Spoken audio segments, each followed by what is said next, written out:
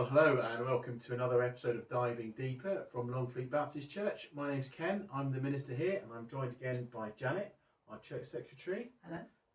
And today we're continuing our short series on women in the Old Testament, and we're looking at the Book of Ruth. If you're not familiar with the Book of Ruth, it's a really short book. It's only about 4 chapters tucked away in the Old Testament, so really encourage you to have a look, probably 15-20 minute read. And the story goes that a man named Elimelech and his wife Naomi and their 2 daughters leave Bethlehem because there's a famine in Judah, and they arrive in Moab, and there their 2 sons get married. But just 10 years later, a famine strikes Moab, and the 3 men die, Elimelech and his 2 sons, leaving Naomi and her 2 daughters-in-law, Ruth and Orpah, who are Moabites.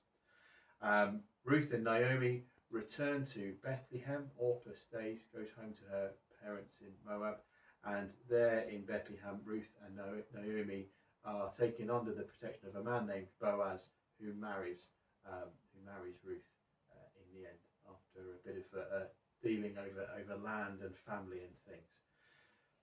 So, in Ruth 1, we're given that account of Naomi telling the 2 girls to go back to their parents, go back to their mothers. Orpah does, Ruth doesn't. So why did Orpah choose to leave Naomi, but Ruth choose to stay? And what would you have done, Janet, in their position, do you think? Well, I think both of them had a difficult decision to make. So for Orpah, it would have meant leaving her familiar surroundings, her country, her own family, who would still have been in Moab, and going to a foreign country. And we talked last night about the fact that Moab and Israel were really enemies. Yeah. And so she would have been going into a country where perhaps she wouldn't have been very popular when she arrived. And was going into a situation where perhaps it would have been difficult to support themselves, really. So I guess she decided to go back to her own family, where she might have got support from her own family members, to stay in Moab. I think Ruth had been attracted to Naomi, to her religion. Perhaps it talks about the fact that when she says she'll stay, she talks about Naomi's God becoming her God. And so I think probably that was an attractive proposition. I think for either of them, it was probably difficult to stay in their own country, because as widows they wouldn't have been very, very welcome back in their own family, where they would have to be supported. So I think both of them would have had a difficult choice, really. I'm not sure what I would have done. I might have chosen to stay in the familiar surroundings, where my mum and dad might still have supported me, or brothers and sisters might have backed me up, really. I think you're right. I think it's a really difficult decision for both these young women to, what do they do? Because they've been married to Israelite men for however long it is, and that might make them very unpopular when they return to their Moabite families. Who wants which Moabite man wants the widow of an Israelite? I posed the question, what would you have done in their position? And I think I don't know, really. I certainly as a teenager, when things went wrong for me a few times, I ran home to mum. I didn't sort of finally leave home for a few years. I left and went back, went back. And so I think maybe it's a bit different for a bloke, but there's always that relationship between a mother and her son.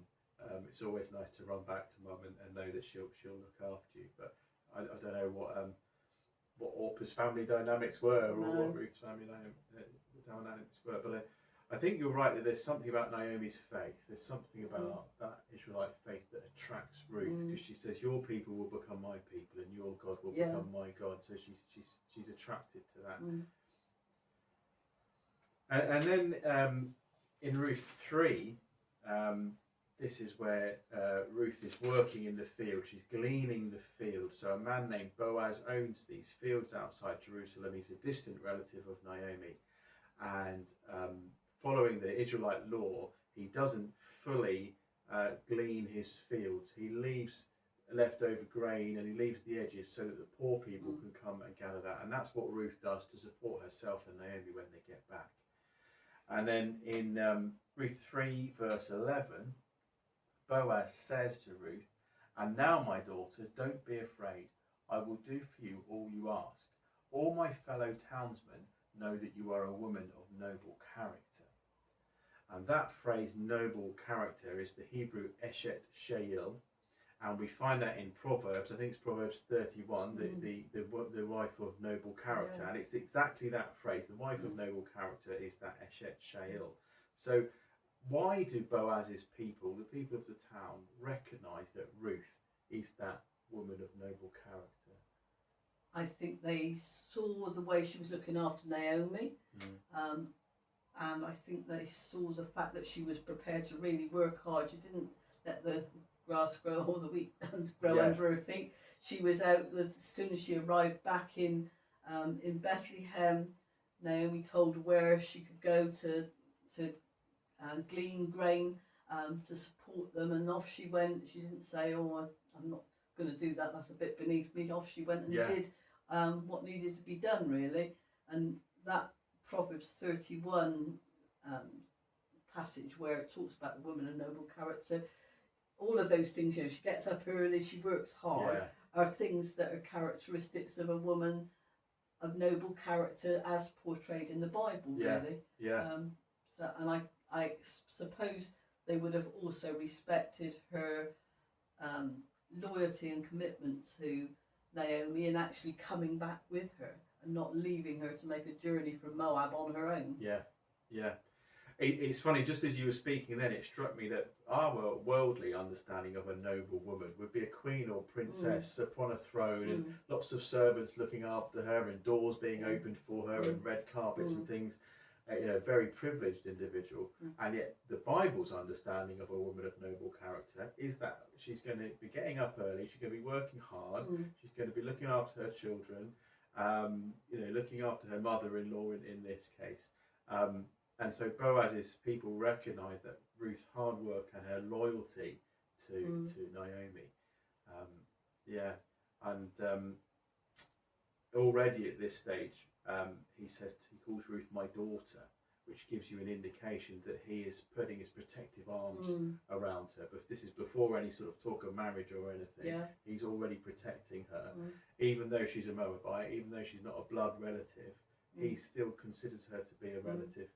And shows that loyalty to her. Even in the previous chapter, he's already instructed his men not to molest her, to look after her, to protect her, to allow her to, have the grain that's there to be picked up, and not to take advantage of her as men might have done in those days.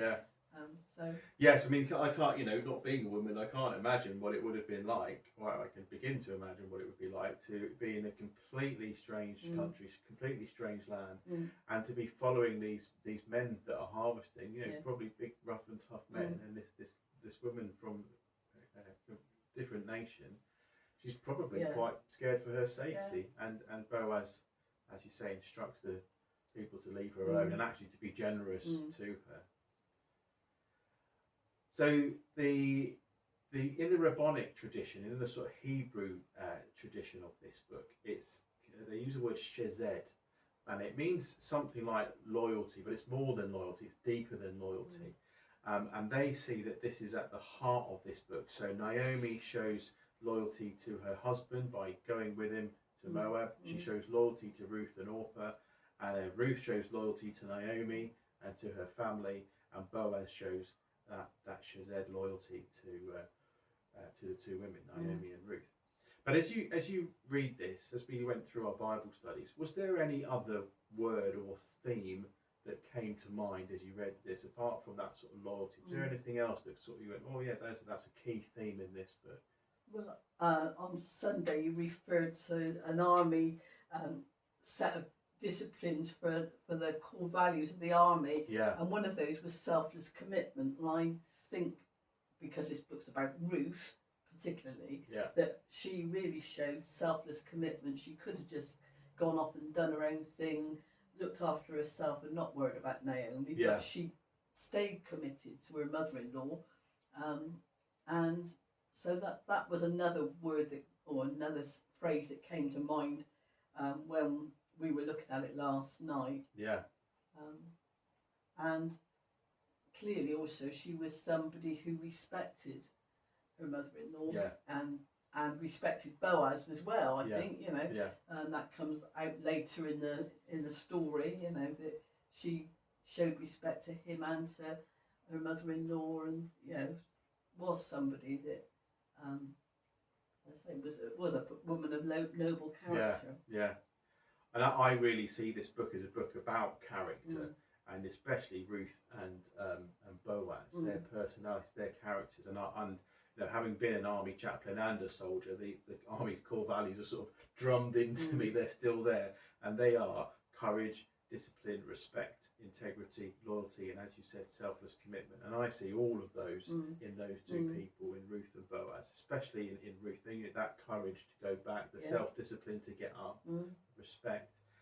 And we do see in Boaz a man of character, a man who, you know, there's one phrase I really like where Ruth doesn't quite know what's going to happen, and Naomi says, you know, wait until you find out what happens, for Boaz will not rest until the matter is settled today. Here's a man who's going to, you've asked him to do something, and he will go and he will get it done, and he will sort it out. So very much a book about character. And it does kind of a little bit play off characters against each other. So you get Orpah, who leaves Naomi, and Ruth, who stays, and then later on you get a kinsman redeemer who refuses to look after Naomi and Ruth, and Boaz becomes the kinsman redeemer, and he steps in to help. So you get those little comparisons between sort of weak characters and strong characters. Yeah, so a really good little book, Ruth.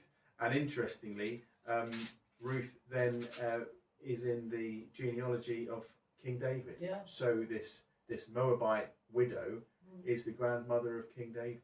Who got, you know, the king forever. You know, your house will reign forever over Israel. Well, one grandparent at least isn't an Israelite. She's a foreigner. So a really important story on how to treat foreigners who live among us, which might be slightly relevant in today's culture with everything that's in the media. You know, how do we as Christians treat foreigners that live among us in our own nation?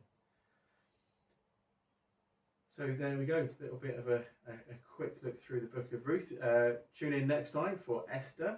With one of my fellow ministers in town, a chap called Stephen, will be preaching this weekend on the Book of Esther. So we'll be having some questions next week. But do have a look at this Book of Ruth and think about that chesed loyalty and the character of those people, and ask, you know, do I display those characteristics of Ruth and Boaz? Do I display that sort of courage and that respect and that selfless commitment? So thanks for joining us, and we'll see you again soon. Well,